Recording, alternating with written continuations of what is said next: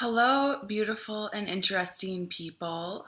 Um, Yesterday I made a video about talking to things in your life, and I want to expand that today and go into a little bit more and kind of build on that practice a bit. Um,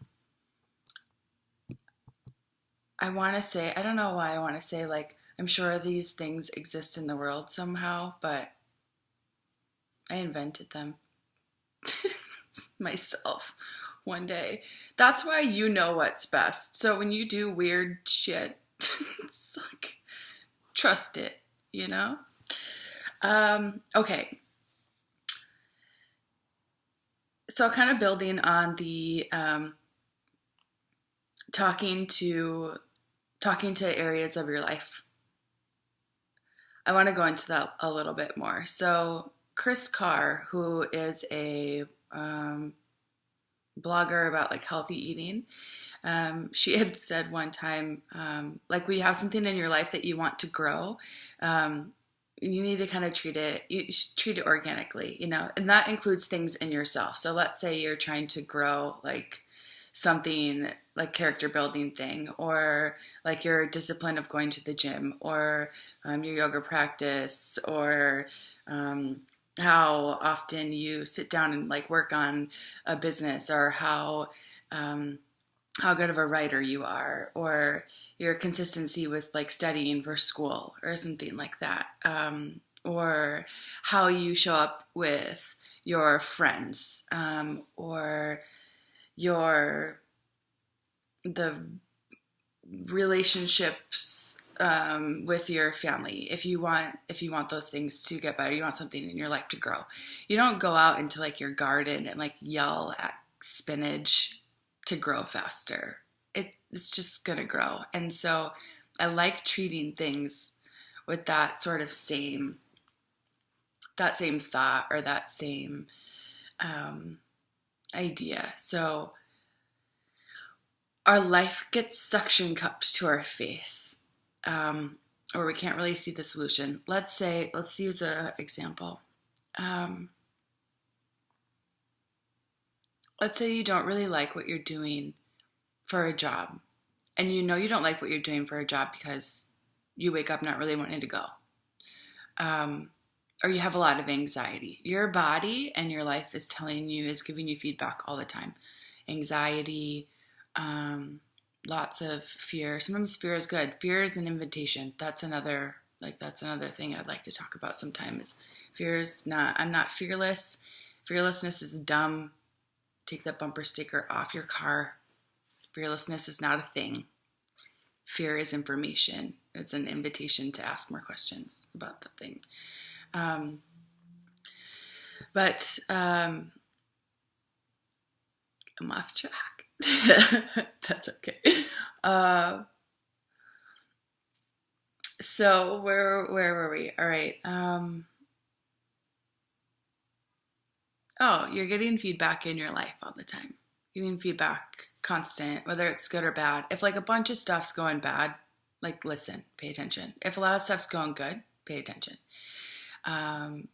You're getting feedback all the time about that stuff. And so let's say you have a lot of anxiety and dread around your job or something like that, right? You don't really like where you're at, or it feels like you're a little bit on a hamster wheel and you don't really see where it's going to go. And there's not it's not exciting. Whatever it is, doesn't feel meaningful. You could be I've met doctors who are miserable, and you would think doctors are I'm healing the world. No, a lot of doctors are miserable. As are lawyers, as are people who run their own businesses, are too super overwhelmed because they don't run their businesses run them. Boom, psh. But you can get suction cupped. Let's take the suction cup off your face, and put the person. It could be some people too in your life. If you're bullied or something like that, or you can be bullied by your business. You can all kinds of stuff. But take the thing. Say you your car breaks down all the time. This can be used with anything. Take the thing and like make it into like an entity, right? It can look like anything. To me, it usually looks like, I don't know, almost like a ball of energy. You could make it look like a flower or a tree or a character of a person or a Labrador. I don't care. And then treat it as like the feedback or the energy that you're getting from it. So it doesn't get personal, right? It's not getting personal. Things don't get personal.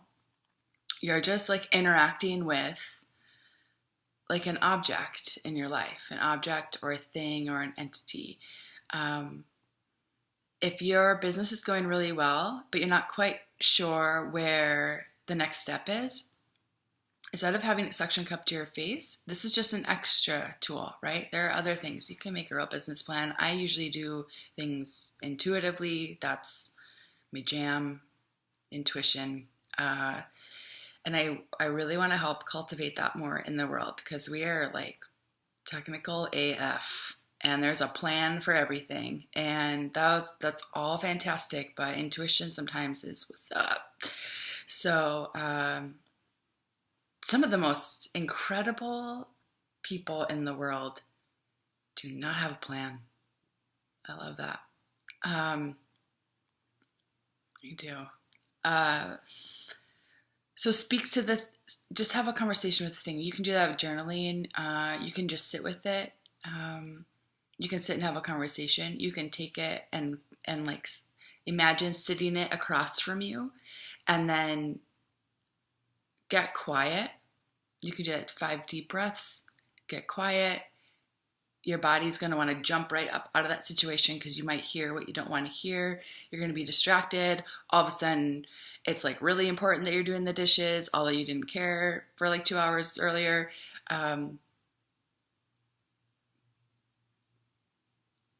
Sit, get still, be like totally open. Even have a conversation about being open. You could have this conversation. It doesn't matter. You can have this conversation like out loud in your house if you want to.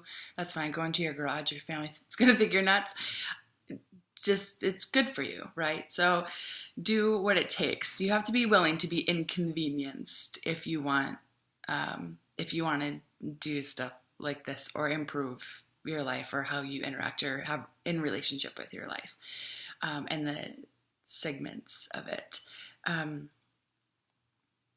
a conversation and you can be really honest right away too. Like, I don't really know what this is all about. I don't know what I want to ask you about.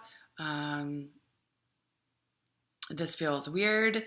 I feel like I'm nuts. But I want to ask you what you want me to do next. How do you want to grow next? How do you want to grow next? Because I know how I want you to grow next, but how do you want to grow next? What do you want to do?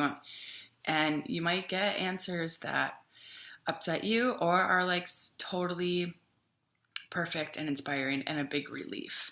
So here's a great example. And this is super personal. So, but for a while I wasn't really sure what I wanted to do like in my career next, right? Like for a job next. The answer I got was just take impeccable care of you for like 6 months, like nourish yourself, like chill.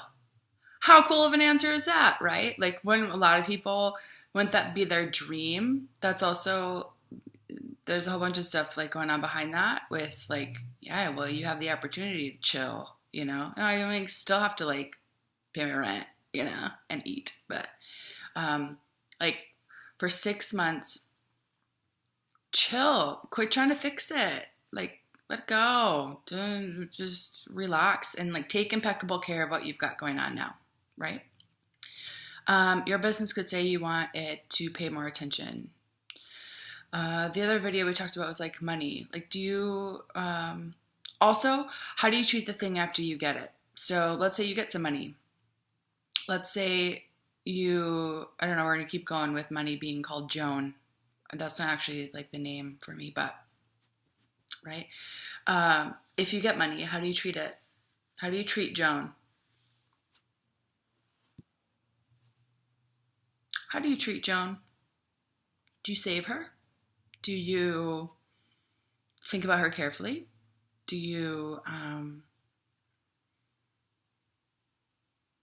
spend her unwisely?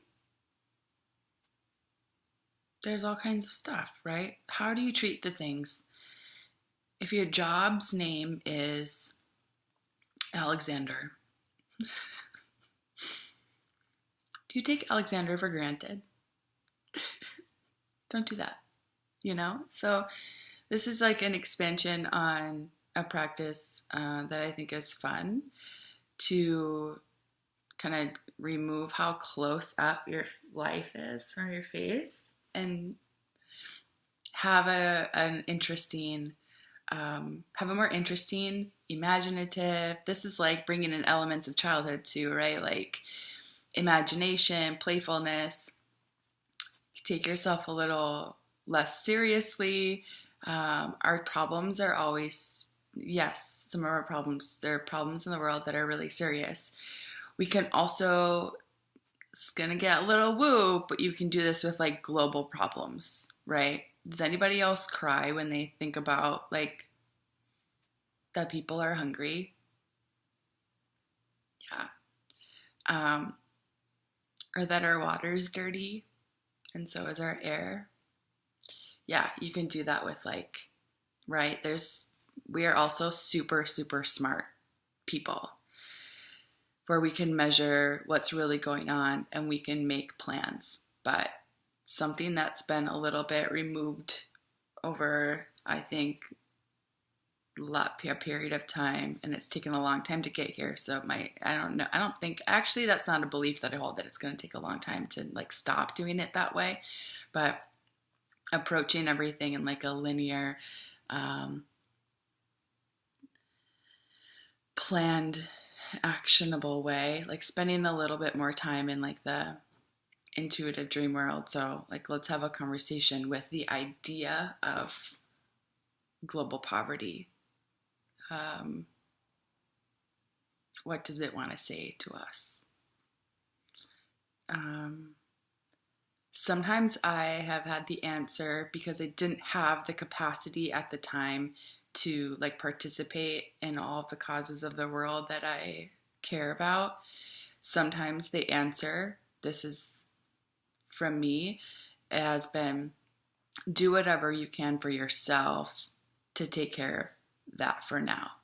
So if you can't go to every march, if you can't sign every petition, if you can't volunteer for all the things, if you can't dedicate your life's work to fixing the water, saving the whales and the children, all the things, all of them, what can you do in your life that sort of gives honor to that thing? And it's a fun practice. And it brings a little bit more in like play and imagination and intuitiveness. It also stops you from asking 47 people what they think, right? You just go ask the thing what it thinks. Okay, that's what I've got for today, folks. Bye.